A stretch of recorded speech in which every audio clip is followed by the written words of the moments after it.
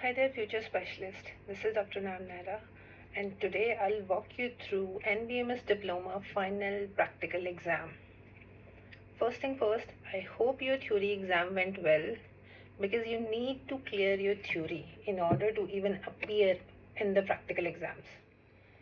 Point number one, practical exam centers for NBEMS courses are allotted all over India, anywhere in medical colleges to super specialty hospitals.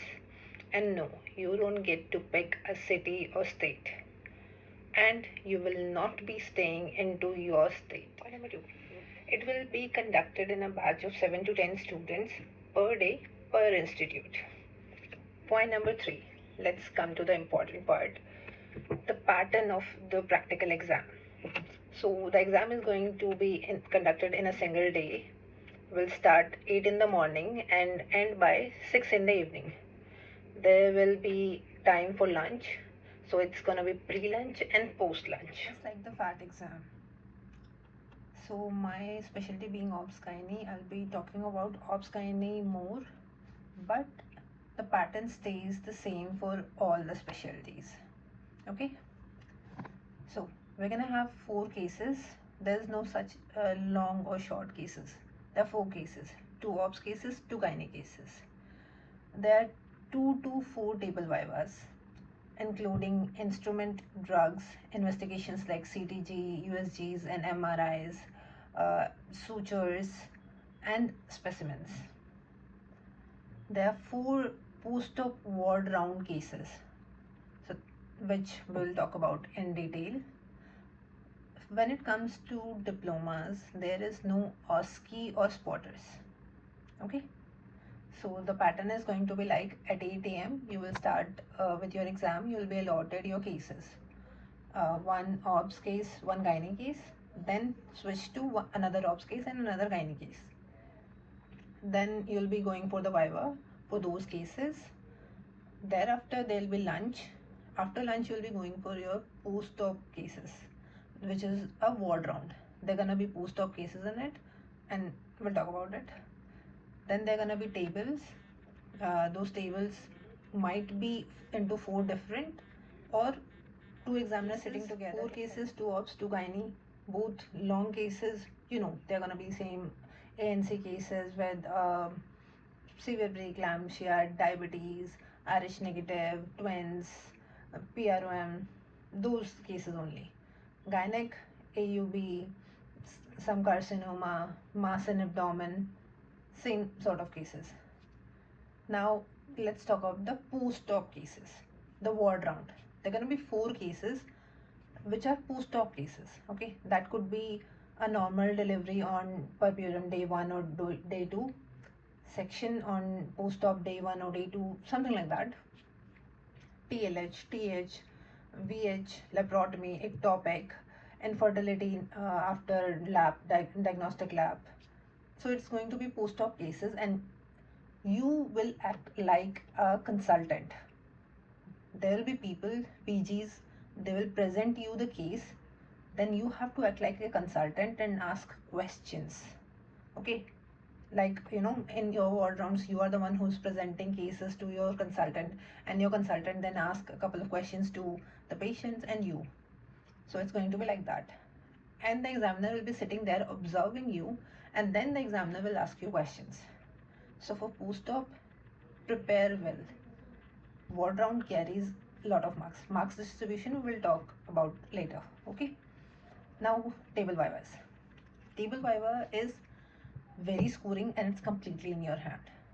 Okay, there are instruments, sutures, then there are specimens and drugs, investigations, CTG, radiograph, something like that. So it could be all mixed into 2 tables, or it could be separate. Okay, but very least likely that there will be 4 separate tables. So just like in undergrads, it is expected of you to identify the instrument, tell a couple of uses of it, but when you are telling the uses, they could actually ask you the complete procedure. Okay, or they could just ask pick up all the instrument used in DNC, or pick up all the instrument used in C-section. So that could also a possibility.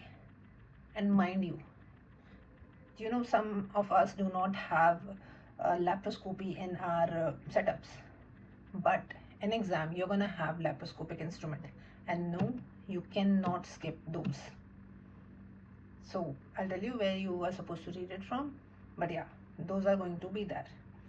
We don't have specimens at our setups as well, but those are going to be there as well. Okay, books you can go through for your practical preparation.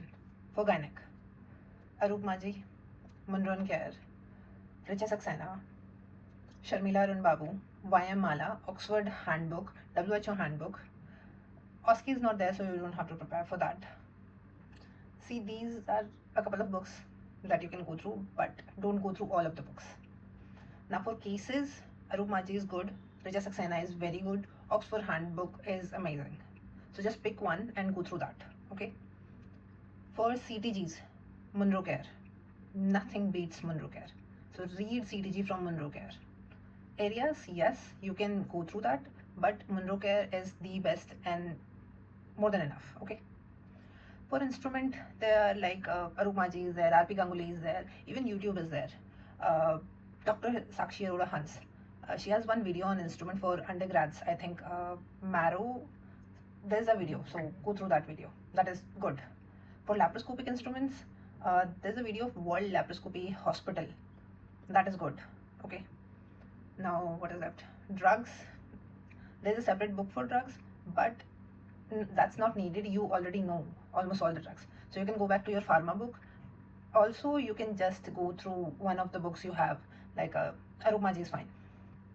Now sutures is also covered with the instrument as well. Another thing that is left is contraceptive. Contraceptive is extremely important, so read it from Obs, Gynae, WHO book, or from anywhere you want to. Even JB Sharma has it covered very well, but read contraceptive very well. Okay, how exactly are you going to prepare, and what exactly is the examiner looking for? Most examiners in NBEMS programs are looking for communication skill first, clinical skills second. These are the two most important things. Your theoretical knowledge, guidelines, and research and studies, recent advancement, those come later. Your communication skill, how comfortable you make the patient, how well you are able to perform particular examination, how well you are able to diagnose, come up with the differentials, and how can you explain it to the patient. And post-op round, that actually matters.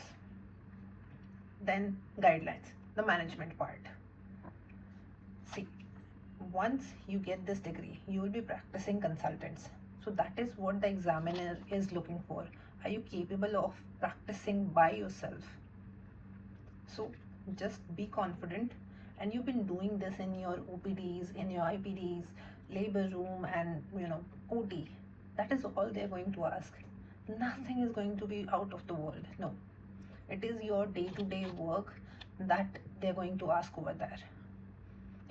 They ask you to pick a sponge holding forceps. So what exactly you do with that? Where do you use? We use it for paint everywhere.